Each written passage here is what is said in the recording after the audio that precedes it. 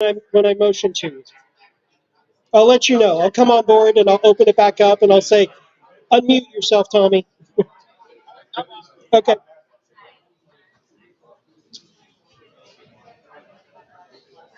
We are live now. Good, thank you.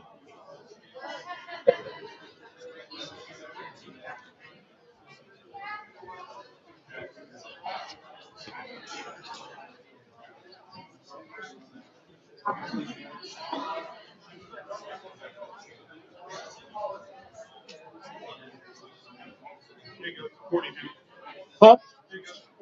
Thank you.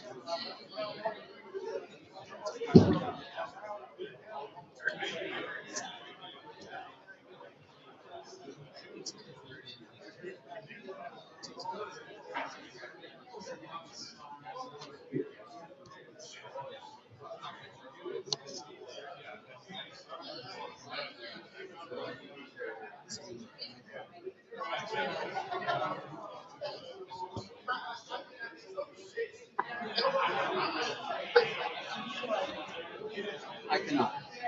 You're fine. If I can get the LPIN officers up on the stage, Vice Chair Kristen Alexander, Treasurer Michael Schulteis, to the stage, please.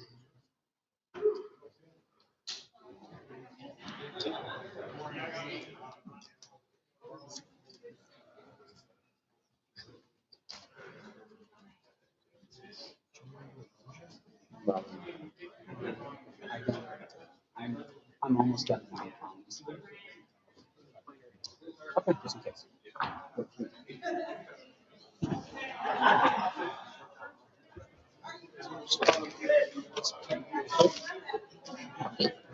Thank you. Is that good? There you go. I will try my best not to hit it.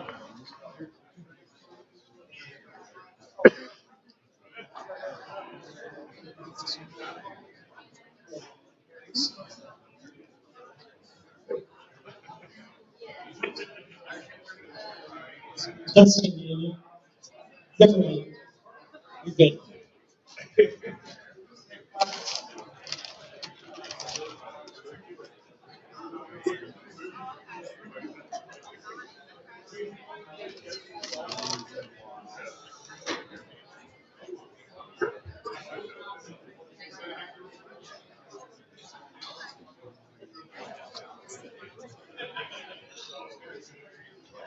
We have the table, and I had cheese sauce. 57. If we start at 105, then I'll have 20 now.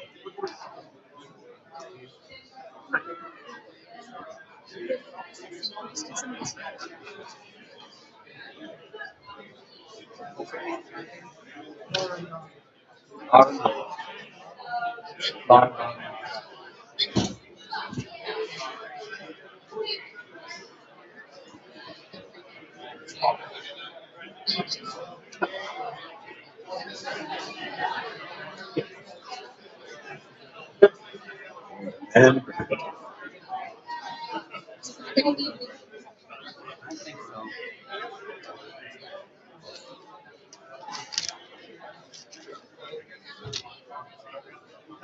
Jump.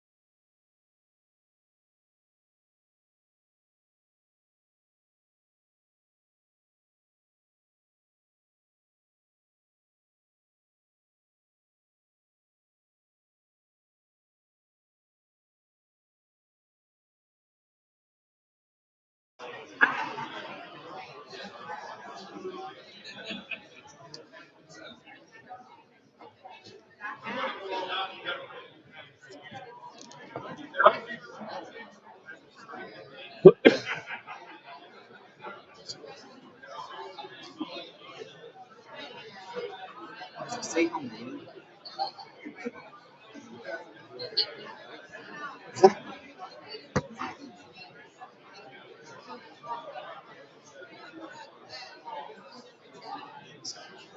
Chair. I think I'm We're ready. I'm waiting on you.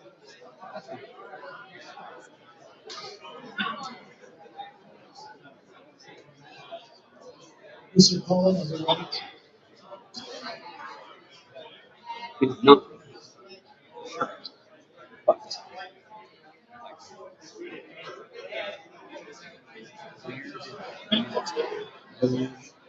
Monday.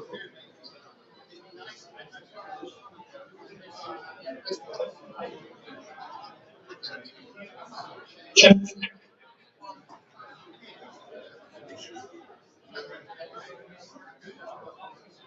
Okay. Welcome, everybody. It is March 2nd, 2024. This is the annual convention for the Libertarian Party of Indiana. I'm your chairman, Mr. Evan McMahon. I call this convention to order.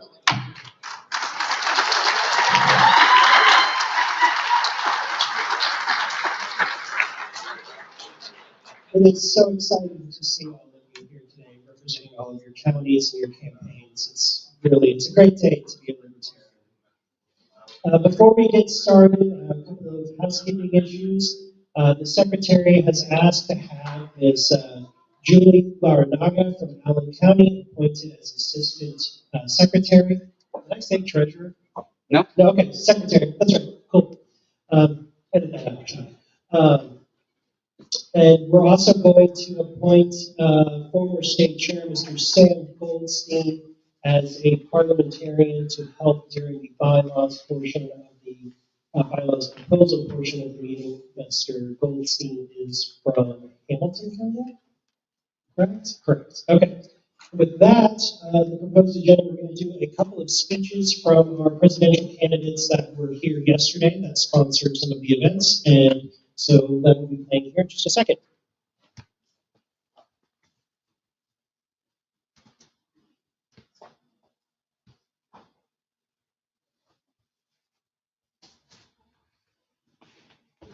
Hello, Hoosier Libertarians. It's me, Chase Oliver. Thank you so much for having me to your event last night. I'm sorry I couldn't be there in person today. I did have to get out and campaign more across the country with that energy and enthusiasm that we need in 2024 in our presidential candidate. But I did want to take a few minutes to tell you a little bit about the campaign, the work we're doing, and how we're going to transform the election in 2024. First, we have to look at the environment. 63% of voters are saying right now they're ready to vote for somebody who's not Donald Trump or Joe Biden if they feel inspired to vote for them. And that's what we need to do as a libertarian candidate. Inspire people to vote for somebody, not just be a protest vote or voting against someone else. But to do that, we have to speak to the voters and hear what they're saying and put the liberty message in a way that resonates with them. And that's what I've been doing as I travel across the country.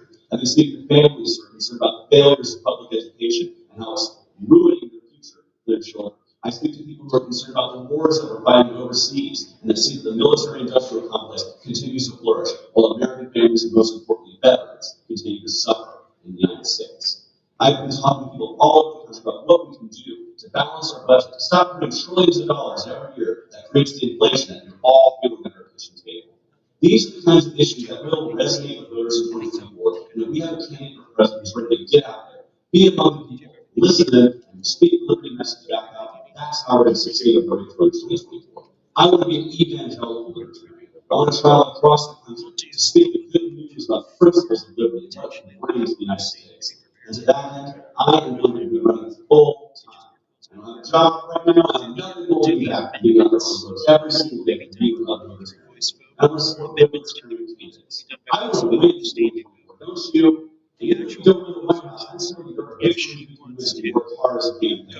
We can win ballot access victories in states all over the country that makes it easy for libertarians to run for office, starting a message around across the country. We can win major party status. That's what allowed me to win as or speak at the Iowa State here for the first time as presidential candidate isn't a Democrat or Republican. We can elect local, winnable libertarians all over the country. The presidential candidate has to go from getting out there, knocking on doors, putting energy into the races, pushing them across the finish line.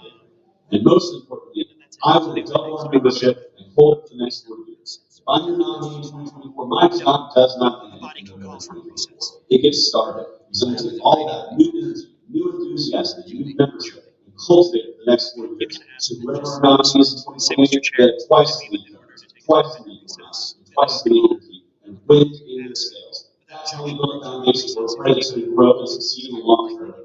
That's how we make ourselves an impact in 2024. That's how we go beyond state 1%-2% and grow from here on out. That's my commitment to do. But I need your help to do it. I need Hoosiers just like yourselves to get out there as volunteers and donor supporters to help me make this race have the maximum impact it can. To do that, you go to votechaseoliver.com and get involved as a volunteer, a donor supporter. And if you're a candidate running for office who's committed to knocking on doors and speaking the libertarian message loud and clear, I want to hear from you because I want to help you. So contact us through our endorsement tab too, because I know there's going to be a lot of great users running for office, including Donald Greene. And I want to make sure that I speak a message that's loud and clear, and that folks all up and down the ticket can support and have people in their communities voting for, not just voting against. If you want to help me begin this change, you want to help me grow our party from the grassroots, then please fund our campaign. Please vote for us as delegates in Washington, D.C. I urge your support, and I look forward to being back in Indiana, spreading the message of liberty all over the state alongside you. Thank you very much. Members of the Indiana Libertarian Party. I'm very sorry that I'm not able to join you all in person at your convention. If I am elected president, you have my word that the very first bill I'm going to get Congress to enact is one that will make it illegal for state Libertarian Party conventions to be held on the same weekend. I'm running for president because I want to be free. And this is also why I oppose most parties the reform-oriented message that has come to define this party and our presidential campaigns for the past 20 years. Reform is not freedom. Freedom necessarily entails the dismantling of infringements on freedom, not the reform. My opponents in this race favor the continuation and reform of a socialist program called Social Security. In fact, this program is the crown jewel of American socialism. They want to continue this program for 25 years minimum. That plan holds no interest for me. I want freedom now, not 25 years from now. My opponents say that Their support for this program demonstrates their care and compassion. Pure nonsense. Genuine care and compassion are not rooted in a socialist program that is based on the initiation of force through the coercive apparatus of the Internal Revenue Service. Genuine care and compassion comes from the voluntary, willing part of the individual. And I contend that it is incumbent on those of us in this party to lead America to the restoration of faith in freedom, free markets, and voluntary charity. My opponents also favor continuing and reforming America's system of immigration control, which is based on the core socialist principles of central planning, which is why we've had 80 plus years of crisis, death, suffering, rapes, kidnappings, a Berlin Wall, concertina wire, and a massive police state entailing warrantless searches and seizures, highway checkpoints, and other aspects of a police state, all of which are opposite to the principle of a genuinely free society. For more than 30 years, including in my book, The Case for Free Trade and Open Immigration, I have maintained that there is only one solution to this immigration robust. And it's the same solution this party has put forward, correctly so, for more than 50 years. And that solution is open borders. It's free movement of goods, services, and people across borders. The same way we have it domestically with state borders. There is no other solution. My other objection to this reform message is that it cannot garner votes. We know this. Everybody knows it in this party. Right now, the latest presidential poll for the Libertarian Party, a poll put out by California State University, shows that the Libertarian Party presidential candidate for 2024 garners as 0%. And that's down from 1% 3 years ago. 0 to 1% is not going to get me the freedom that I want. To do that, we need to break out to some 10 to 15%. And so it is my contention that only a campaign of pure libertarian principle can achieve that breakout in votes. And more important, lead our nation free. I say this time around, let's reject reform and socialism entirely and run a presidential campaign that is based 100%, no exceptions, on genuine libertarian principles. Let's lead America to the highest reaches of freedom that mankind has ever seen.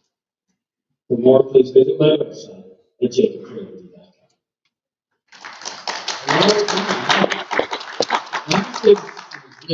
You know that that's true. Are you annoyed enough yet to do something about it? Because I am. Look, I'm sick and tired, and I'm pissed off, and I'm over it. The average person is doing worse, and we all feel it. The government continues to borrow and spend money that we don't have, putting us further and further into debt. The government doesn't seem to care about us at all. They're stealing your standard of living each and every day, and we can unrig it so that doesn't happen anymore. I'm tired of filling out tax forms, being a slave to the government to do their bidding. I'm tired of them stealing money out of my pocket each and every year, and then having them use that money to drop bombs on kids in faraway lands. We need to end the IRS, end the charade of taxation, end the income taxes, and let people keep 100% of their paycheck. Only you can unrig the system. I'm tired of going to the damn doctor and having the prices of my insurance go up and up while quality of care goes down. Seems like I can never get a damn appointment anymore. Seems like the doctors are super busy and all you can do is go to urgent care where they barely care about you at all. You're just a number and they can spend more than 5 minutes with you. I want to go back to a time when healthcare worked for the people and the doctors really cared. Now they're just a slave to insurance companies and big pharmaceuticals. Only you have the power to unrig the system. Our criminal justice system is a joke. We've had 50 years on the war on drugs, and there's more people doing drugs today than ever before. We need to end the failed war on drugs at the federal level and give people the treatment and respect they deserve. What you put in your body is your choice, and the government should have no say in it whatsoever. Only you have the power to unrig the system. Our election system is a total sham, gerrymander, winner-take-all laws, and don't even get me started on ballot access. I just have spent over $25,000 so that we can get major party status in Maine. My voters' bill of rights unrigs our election systems. My professional team has crafted over 30 pieces of policy to unrig the system. If you're ready to unrig the system and send the middle finger to the duopoly, then go to Lars24.com to donate, volunteer, and get involved. We have a messaging problem in the Libertarian Party, and it's not that we're not bold enough or principled enough, it's that we're not reaching regular people with the message of liberty. Most Americans still do not even know what a libertarian is. I want every American to Google what is libertarian. I have a plan to win a contingent election and deny 270 electoral votes needed by both the Trump and Biden to win the presidency. Even if we do not win the White House, we win by waking people up and getting every American to Google what is libertarian. I'm also annoyed at the excuses that I hear running as a libertarian. People say we can't win and it's hopeless and that we're a spoiler. Putting us on the map on election night will show that we can win and will give credibility to all libertarian candidates across the country for years to come. This is the best way to get millions of dollars in free advertising and get our message to the most people possible. But I've spent hundreds of millions of dollars on advertising campaigns in my career, and I'm not waiting for the general election to start getting our message out. I've been advertising for over a year on social media, reaching 500,000 people a day, and it's working. The media is noticing our campaign, and I've been included in 9 national polls so far. I know what it's like to fight the system and win. I fought the IRS, I fought the music industry, and the patent trolls. Just like I was fighting in Maine for ballot access and helped achieve the major first status there. If you want somebody that's going to be able to fight for you in the general election and go the distance, then I'm the only candidate of choice. The difference is that I can actually get out and make stuff get done. I've been through the ringer and survived. If you're ready to give the middle finger to the duopoly, unrig the system, then go to Lars24.com, donate, volunteer, and get involved. Thank you very much.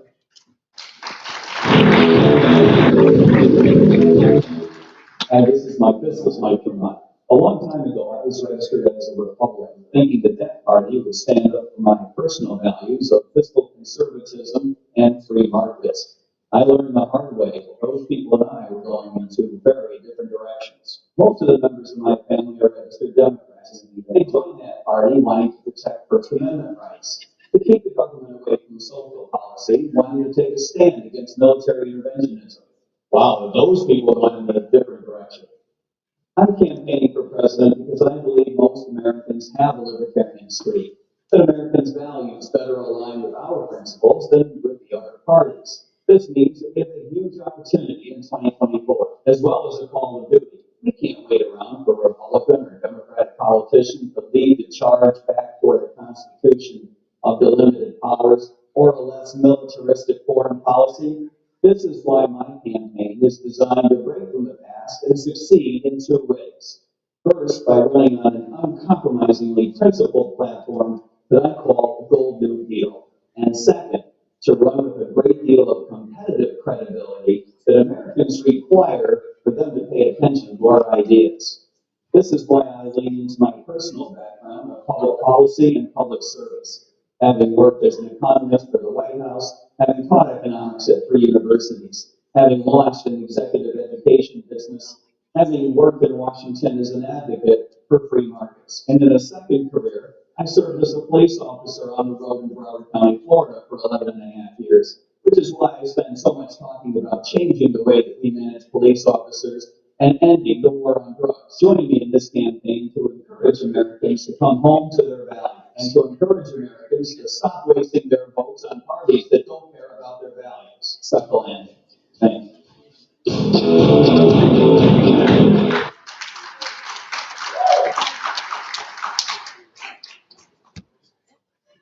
For the record, I did not pre-screen any of those. All right, first on the agenda is credentialing and seating of delegates from affiliated counties. Mr. Secretary, do we have a number of? Yes, sir, Mr. Chair. By my count, we have 105 delegates, 102 of which are from affiliated counties, from 29 affiliated counties. So for this step, we have 102 from 29 counties. Okay, so that's 102 delegates from 29 counties. Is there a motion to accept that credentials report? for the affiliated counties. I'm going to move by Mr. Goldstein, seconded by Mr. Kinzer. Any objection? Hearing no objection, part of the credentials report is adopted. Credentialing and seating of delegates from unaffiliated counties. If my math is correct, that is 3 delegates from 2 counties or 3 counties? I believe 3 counties. 3 counties. So I have just one moment. So I know it's Bartholomew County, Mr. Brad No, Hoy. just a moment. From Bartholomew County, that'd be Brian Piotr. From Knox County, we have Mr. Micah Haynes. And from Ripley County, we have Mr. Robert Copeland. All of whom are present and registered as delegates. Is there a motion to accept the unaffiliated? I see Mr. Luke Lomax. Is there a second? I see Mr. James Siniak. Is there any objection to seating the unaffiliated counties? Hearing none, they are seated. Congratulations. Is there any other additional questions that we have for the credentials report, Mr. Secretary? Yes, there is one. A Mr. William Hajdu from Tippecanoe County is present, but was not submitted as a delegate by his county party. There's a Hendricks too. He's from Hendricks County. That's not what my sheet said. Hendricks County. Did everybody hear that correctly? That's not in order, Mr. Goldman. Is there a motion to seat? And to clarify, this is somebody who is not was not submitted as a delegate or an alternate by the county party, but is a member and did register and request to be a delegate. Yes, sir. Mr. Goldstein. Is this person qualified to be a delegate? They are according to the bylaws. Is the county chairperson? The county chair is present. Mr. Groff, county chair of Hendricks County, would you like to speak to seating the delegate or not? Is that a shirt to speaking to it, or is that you're fine with him being sat? Okay, the county chair has stated he is okay with him being sat. Is there a motion to seat Mr. Hajdu as a delegate? The motion is made by Ms. Sydney Bloom of Monroe County. Is there a second? Mr. Morgan Rigg of DeKalb County. Is there any objection? Hearing no objection, you are a delegate, sir. So by my count, Mr. Chair, we have 106 voting delegates present from 32 counties. You guys can clap at that if you want.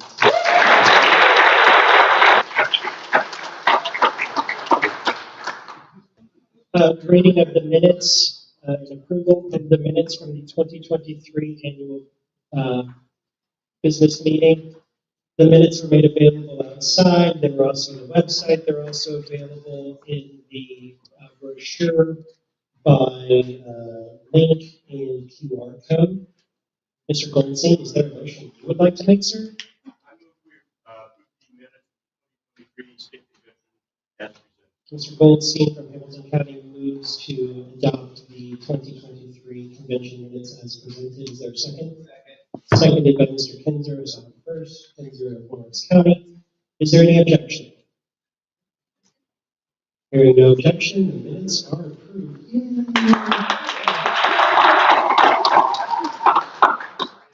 Adoption of the rules for the annual business meeting, which is on the page 9 of your brochure. It's also on the website. The proposed rules, Rule 1 and Rule 2. Rule 1 is on the manner of bylaws. Rule 2 is the order and procedure for candidates and candidate nominations and speeches. Mr. Goldstein? I apologize, sir. Mr. Brooksbank, is there a motion to that? Yes, sir.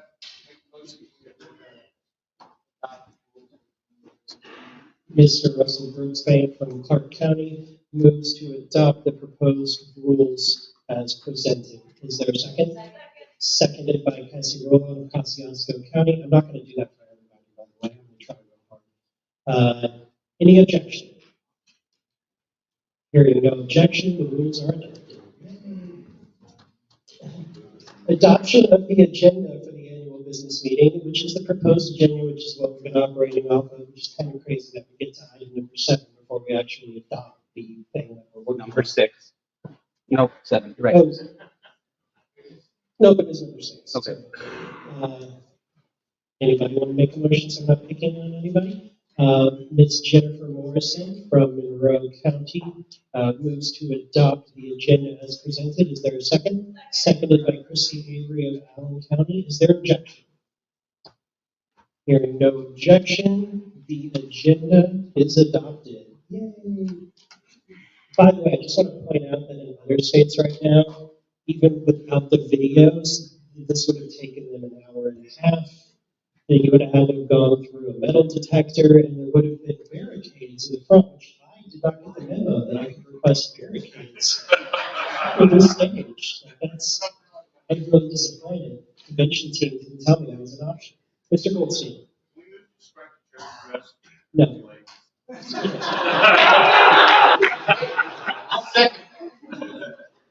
Number 7 on the agenda, Mr. Schultz, would you like to give a statement on the financial state of the party?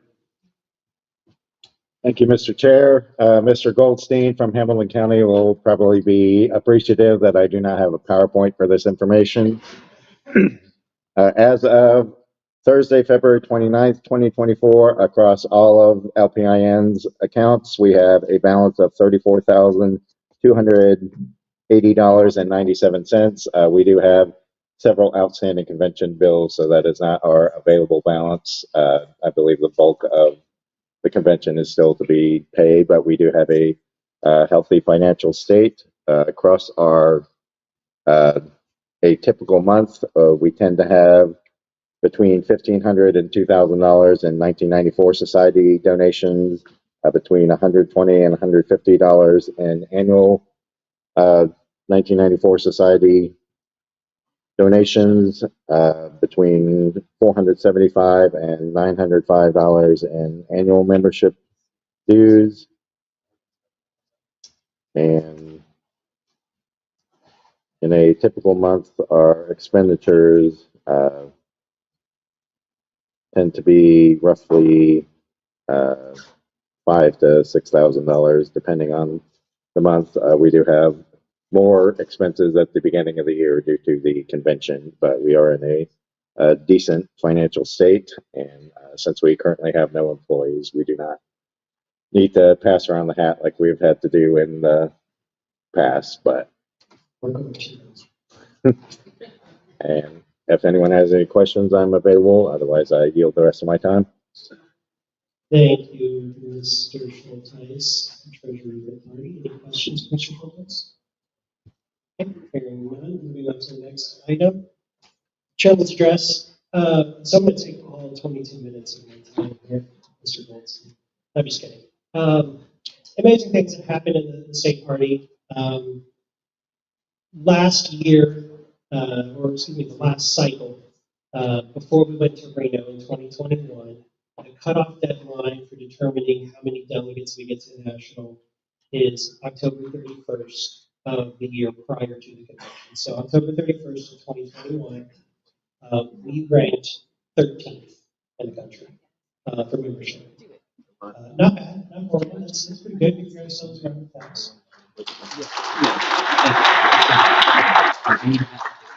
So October 31st of 2023, we ranked 8th.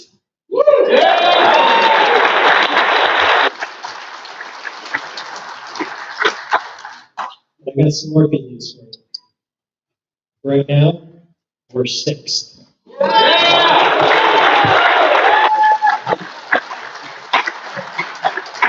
And I'm going to throw a little shade here at Ohio and say we're 39 away from taking their spot as number 5. Just, we're coming for you, right? We're coming for you.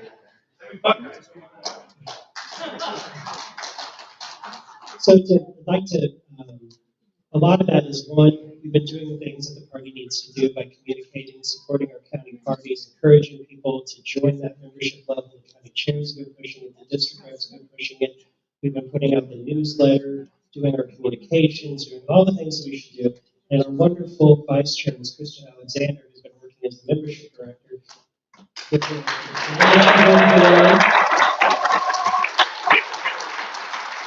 the one who makes sure that you get your email when you're about to lapse, when you have lapsed. She's the one that works with you to get you reconnected to the system. She's the one that comes to my house literally twice a week to print membership cards, and the postcards that you get. She's the one that stuffs the envelopes, pulls out the pens, and sends them to you. So she's the one that makes sure that our members are taken care of from a membership team perspective. She's doing a great job of doing it. By the way, National hasn't sent out a membership card to them in 2 years. Just throwing that out there. So, I think we're going to have an exciting 2024. I think for one major reason, and that's Biden Trump. The majority of the country is not too happy. You watch any of the news programs. Oh, you watch Jon Stewart, who came out of retirement, and even he's like, why? Why these two? Please no. That's going to trickle down to us, all the way down to the town level. This is going to really be able to highlight our solutions as libertarians to the problems that government creates on a daily basis. I'm excited. I hope you guys are excited about it. This year, the state party decided to take our destiny in our own hands and built our own CRM that we manage and control, so we have our data without needing to worry about who's in charge national and deciding what priorities there should be and not be. So as of now, we are in complete control, and all of our county parties have access to that data as well. And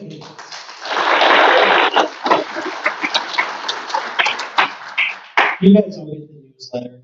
I know this because you're all members, and every single member got the quarterly newsletter. If you didn't, it came back to us, and we called you to ask you what your address really was so that we could send you a new one.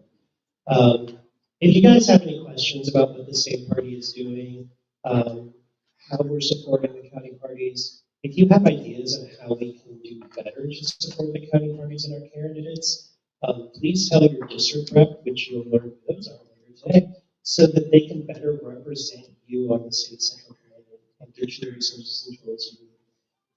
That's really all I've got, man. I'm excited. I'm proud of this party. I'm proud of the accomplishments that we've made. We get hits in the press every other week. Andrew Smith, somewhere in the room. There he is. Hi, Andrew.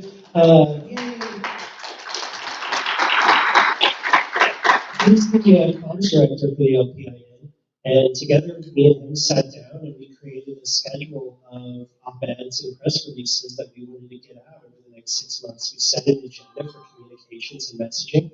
We've been sticking to it. He's been doing an amazing job. And because of that, I'm going to say it again. One Saturday morning, Christy Avery woke up and opened her paper and said, "Why am I looking at Evan McMahon on my paper?" And it was because they had republished our op-ed on the utility tax cut or censorship in libraries. I'm not sure. We put out so many, it's hard to track. But that's how we're being looked at now. So we're being taken seriously. As of right now, we have multiple reporters here covering today from the Indy Star, from local news channels, of course, Abdul. It's good to see you guys. Chris Spencer and Harry Price came to do some interviews. That's the first time that they've been. Well, it's the first time Harry Price has ever been to a Libertarian Party convention. It's the first one that Chris Spangle has been in quite a while. It's good to see you, buddy. Has it been a decade? I'm just saying, we used to sit in an office together and I'd eat White Castle. We don't wear pants. Maybe it's. So that's it. I'm really proud of all the work that you guys and gals have been putting into growing county parties and growing your candidates. It's amazing to see things like Floyd County that really, really knocked it out of the park this year. The candidates running for New Albany City Council. Guys are all just impressing the hell out of me. It's great. I look great with all the work you guys did. It's awesome. All right. With that, I'm going to pass the microphone on to Mr. Dustin Dano, who is the Region 3 representative on the LNC for the LNC update. Take it away, Mr. Dano.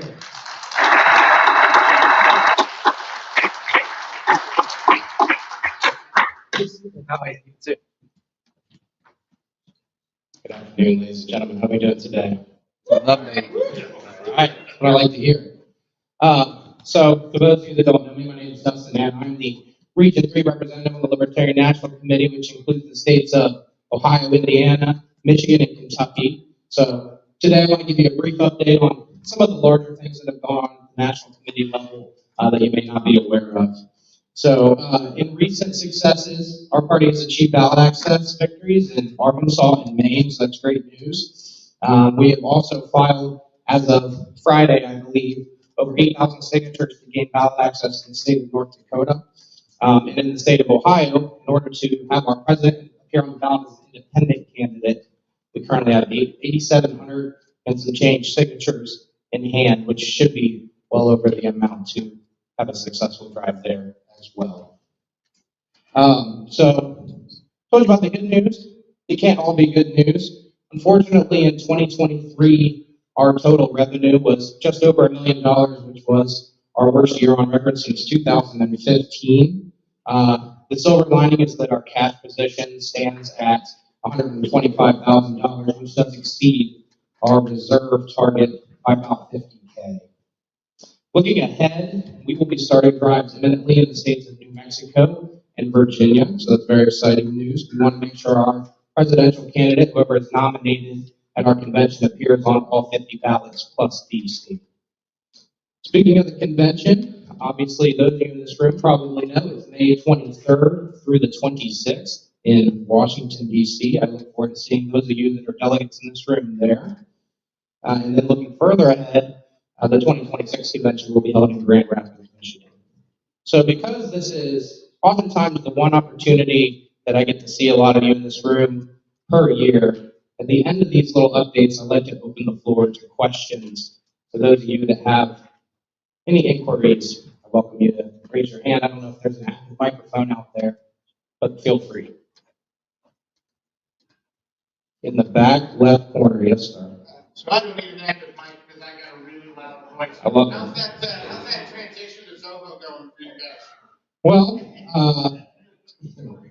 Well, I'll be candid. I was, if you go look at my votes, I was obviously never a fan of transitioning our software tools. So, unfortunately, Region 3 outvoted on that. So I would say, I hope it goes well. I hope to be proven wrong. But I don't think it's necessarily the direction that we should win, especially in the presidential year, to change our software tools in that way. But we'll make the best of what we have, and gotta deal with the hand you're dealt. On the LNC, you don't always get your way. Yes, Mr. Goldstein. How much money does this LNC spend using government force to sue other state libertarian parties? I'd have to look at you could look at our financial reports. I don't know off the top of my head. Too much money? Ballpark? Too much money? I don't even want to ballpark it, to be honest with you. All the way to the back. How set in stone is Grand Rapids? Pretty, The contract? yeah, it's my understanding we have. It's pretty set in stone. So they came out when we were actually in DC doing the pre-convention meeting so that the convention committee could see what the hotel was going to be like for this year. And we had proposals from 3 places: Chicago, Colorado, and Grand Rapids. Those were the 3 finalists. And honestly, they blew us away. They came in, they were very cordial. They actually showed up in person. Presentation was great. We're getting a really good deal. It's not a union city, so we're not paying a bunch of extra money. I think it's probably pretty concrete.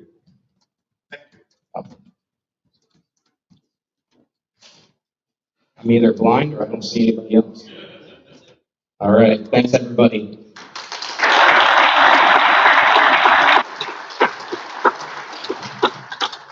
I was in the room in DC. I actually attended that LNC meeting in DC, and the Grand Rapids pitch is just amazing.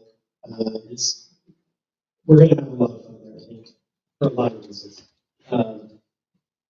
President Trump's straw poll is ready to be sent out, Mr. Schultz? I'm working on it now. I do need the list of potential delegates from the secretary. Okay. So here's how a lot of the voting is going to go on. We do use the program Vote, which will send you an email. And you will click the link to vote on it. Once the secretary indicates that the email has gone out, which is not done yet. If for some reason you are unable to vote electronically, here's another thing.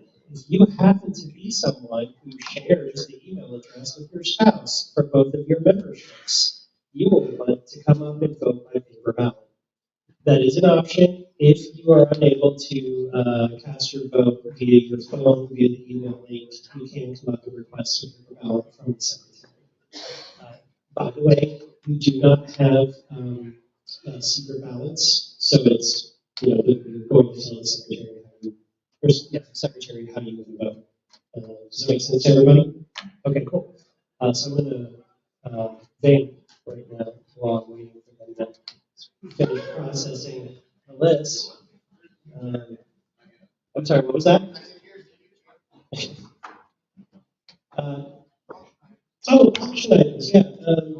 Did everybody hear that you're going to have the option to cream pie or pie in the face or cream pie one of the four officers of the LPIN? What's the, Christy, what are the bids up to on that right now? Let's start with the one that's probably going to get the most money, which is the Mises Caucus organizer for Indiana. Who's that? Mr. Clayton Soltz, our secretary. Ew. Wait, I thought so. So put it close to you, so he don't pick you up. I'm not organized anymore. It's not Mr. And here's the thing. These aren't just, 10 pies with a little bit of whipped cream in them. No. When I ordered the pies, they have a crust. They're filled with pudding and then topped with whipped cream. So these are some hefty pies. As a matter of fact, hey Christy, can you find one of the catering people and ask them? They're supposed to have brought the pies out, and they haven't done that yet. I have no idea where they are. So you guys get to see them because they're. And his name is Mr. Goldstein. If you wanted to pay extra, you could put walnuts in one of them too. Status attended. So $10 for the Mrs. Caucus, Mr. Clayton Soltz, our secretary. How about the treasurer, Mr. Schultz? What's he up to? $5 for Mr. Schultz. Mr. Children should want to spend more than that. Can you help us pull a report that has the email address on it, Yes, please? I can. Christy Avery, could you come up here and talk about the rest of the option items, please?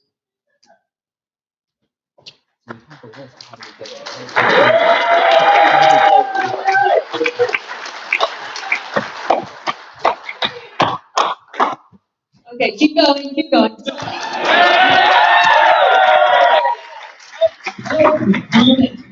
I'm not sure what y'all want to know. We have some gardening accessories over there.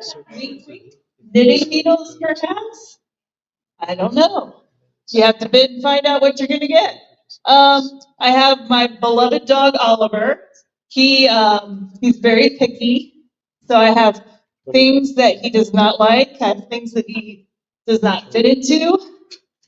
That always brings a good price every year.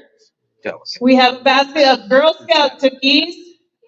I've heard that you can run the price up on that a little more, and Kelly will keep outbidding you until you get to a certain price, but I'm not going to tell you what that is.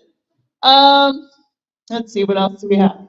We have that lovely blanket at the end. Quilt. It's very beautiful. It's got some campaign t-shirts on the very back side.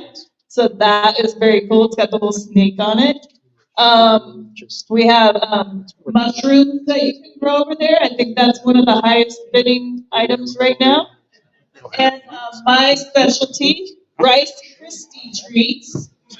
If you don't have diabetes now, you eat a piece of that, you will have diabetes. I promise. I don't know why I'm up here, Please, bid early, bid often. Try to make your handwriting so that we can read it. That would be helpful. But yeah, there's even a box to put cash donations if you don't want to bid on anything. So thank you.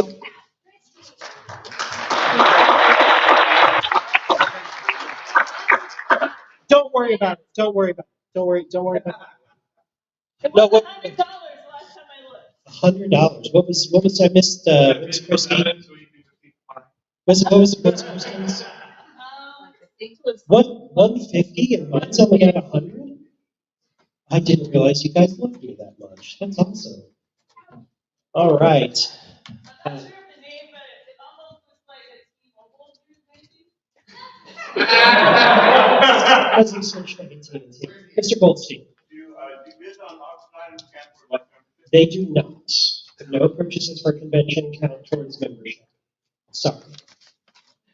I mean, slip me a 20 and maybe we can work something out. How are we, guys? He's creating the straw poll now. All right. We can talk about who the candidates are. I'm trying. Okay, so the candidates are who were here last night. How many people attended the Friday night after party? Because we're not allowed to call it a socializer because Spangle apparently finds that word inappropriate. Did you guys have a good time? Yeah. There was about 75 people there. And I made the comment last night, and each of the three presidential candidates said the same thing to me afterwards, which was, if you look across the country right now and see the state conventions that are already happening, they were less than our Friday night social.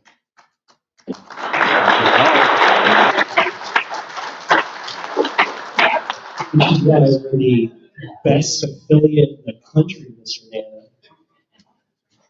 It's true. He said so earlier. We also, like I said, don't need metal detectors. Our presidential candidates all had a great time. Each one of them said that they were really glad that they spent the time and money to come to Indiana because they each felt welcome, respected, and encouraged to be here to see us. So that says a lot about the quality of the members of Indiana and the rest of the states. So, Vince, you're from other states, and you know Indiana's the best affiliate, isn't it? Honestly, you guys, this is very impressive, and I was just in California where we only had 118 delegates. We usually have like 200. So frankly, you guys are doing great.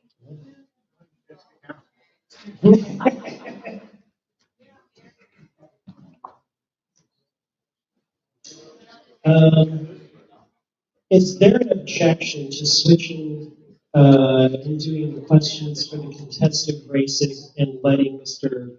Schulteis continue to prepare the poll? Is there any objection to moving that item on the agenda? No? Okay, hearing none. Mr. Goldstein? Nope, the plan was that it was only the declared candidates that contested prior to the convention. With that, the first ones that I have are for the gubernatorial candidates. And the first declared gubernatorial candidates was Ms. Rhonda Greene from Washington County and Mr. Don Rainwater from Boone County? Johnson County. He moved and now I can't remember. Don Rainwater from Johnson County. So if the two of you would like to please take the stage. Oh, hold on, Mr. Schulteis. Mr. Chair, the voting for our presidential straw poll is now open. People should receive the emails as soon as the system sends them out. And it will be coming from here at Digging for some people. It is from a company called OpenVote. So please open it up and take your vote. Is there anybody who, Ms. Morrison, did you need a paper ballot? If you just want to come up and tell the secretary who you're voting for, he will record your vote. Is there anyone else that would like a full paper ballot? Mr. Hodges, please come up and talk to the secretary. Mr. Mayoris, please come up and talk to the secretary. That's what you were asking for, a paper ballot? What Anybody else? This is for I swear I saw Chuck Hagerman's hand go up and I was going to be real mad if our tech director needed to use a paper ballot. Is that my name at the top? sure. It's first to pass, so in this voting, there are 39 delegate slots. You vote for the 39 that you want. There are more than 39 nominees. On your brochure, the February brochure, there is a QR code that has the link to the list of all of the potential candidates. During presidential straw poll, there's only like 5 or 6. Some circles started to think they're doing delegates there. Sorry. Mr.